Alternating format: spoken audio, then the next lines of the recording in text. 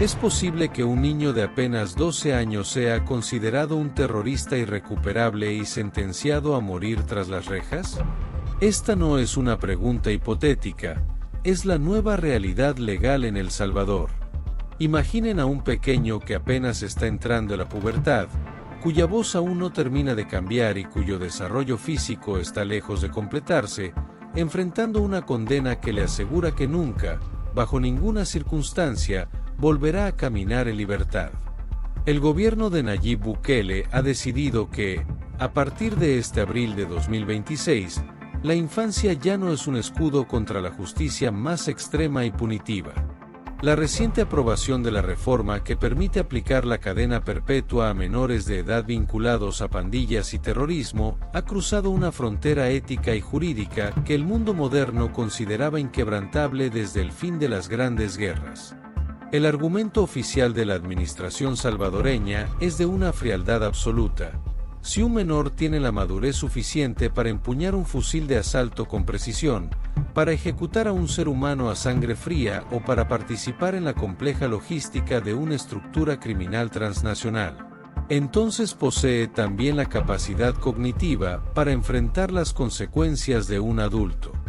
Esta política de mano dura extrema no busca solo castigar, sino erradicar de raíz el relevo generacional de las maras, destruyendo el incentivo perverso que las pandillas tenían para reclutar niños bajo la premisa de que sus penas serían breves o inexistentes. En las calles de una nación que fue desangrada por décadas de extorsión y muerte, la narrativa de Bukele ha encontrado un eco masivo y casi religioso. La población, cansada de vivir bajo el yugo del terror, parece estar dispuesta a sacrificar el concepto antropológico de la minoría de edad con tal de garantizar que ningún criminal, sin importar cuántos años tenga, vuelva a pisar sus vecindarios.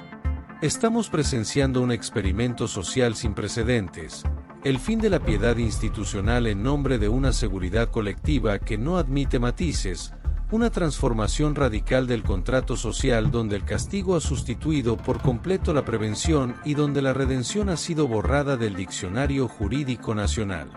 La pregunta que queda en el aire es si este rigor extremo es el único camino hacia la paz o si estamos creando una sociedad que ha olvidado cómo distinguir entre un victimario y un niño soldado que nunca tuvo otra opción. Esta visión de justicia total y castigo irreversible ha provocado una colisión frontal y violenta con los pilares del derecho humanitario internacional y los consensos civilizatorios de las últimas décadas.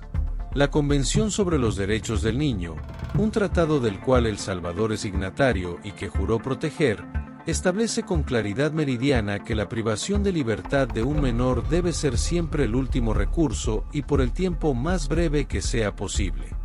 Al introducir la reclusión de por vida para niños de 12 años, el Estado salvadoreño entra en un desacato abierto y desafiante frente a las Naciones Unidas, la Organización de los Estados Americanos y la Corte Interamericana de Derechos Humanos.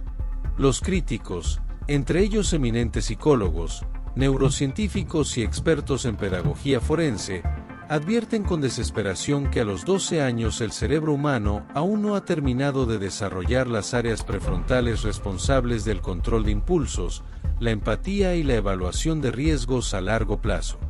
Argumentan que muchos de estos menores no son criminales por una elección racional y libre, sino víctimas directas de un reclutamiento forzado en entornos de miseria extrema, donde la estructura criminal es la única forma de familia y protección que conocen. Para estos especialistas, la cadena perpetua infantil anula el fin último de cualquier sistema de justicia que se pretenda civilizado, la rehabilitación y la reinserción social. Al declarar a un niño como un desecho social o un enemigo del Estado antes de que termine su desarrollo biológico y emocional, El Salvador está renunciando explícitamente a su deber fundamental de protección, educación y guía. Esto nos lleva a un debate ético de proporciones épicas que divide no solo a los políticos, sino a la propia alma de la opinión pública global. ¿Es la seguridad de la mayoría un valor tan absoluto que permite pasar por encima de la dignidad individual de un niño que legalmente no tiene edad para votar, conducir o firmar un contrato de trabajo? El mundo observa con una mezcla de horror, fascinación y profundo escepticismo, como un país pequeño de Centroamérica desafía los consensos morales de Occidente, priorizando una eficiencia punitiva que ha logrado reducir los homicidios a niveles históricos, pero a un costo humano y ético que todavía es imposible de calcular en términos de salud social, estabilidad democrática y legado para las futuras generaciones. El impacto geopolítico de este movimiento sísmico en el derecho penal nos obliga a preguntarnos si el modelo Bukele se convertirá en la nueva y sombría norma para una América Latina desesperada, asediada por la violencia descontrolada del narcotráfico y la debilidad institucional. Países vecinos, cansados de procesos judiciales lentos e ineficientes, observan con una peligrosa tentación este laboratorio salvadoreño de soluciones radicales, lo que plantea un riesgo sistémico de erosión de los derechos humanos en todo el continente americano.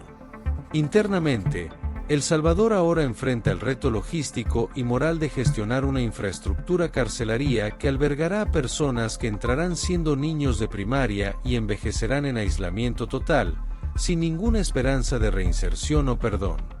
Esto genera preguntas incómodas sobre la salud mental de estos internos a largo plazo y sobre el tipo de ciudadanos que se están formando en una sociedad que ha decidido que el muro, el candado y el uniforme de prisión son las únicas respuestas posibles ante el fracaso social.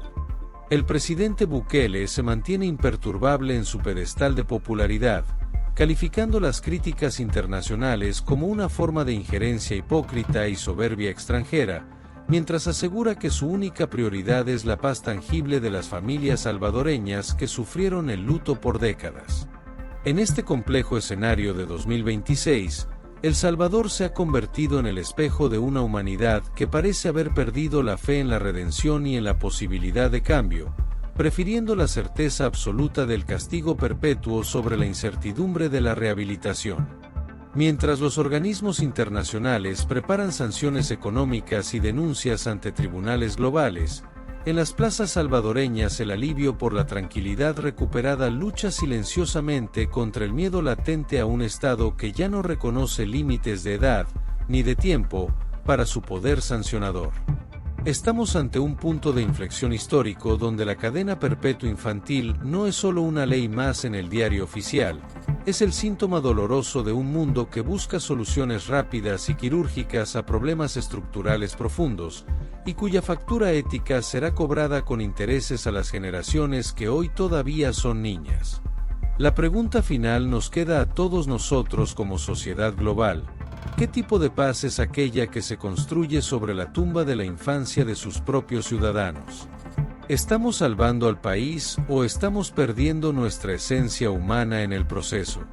Solo el paso implacable del tiempo dirá si esta medida fue el éxito definitivo de una estrategia de seguridad o un fracaso moral que marcará para siempre, como una cicatriz imborrable, el legado de una nación que decidió que la esperanza era un lujo demasiado caro que ya no podía permitirse.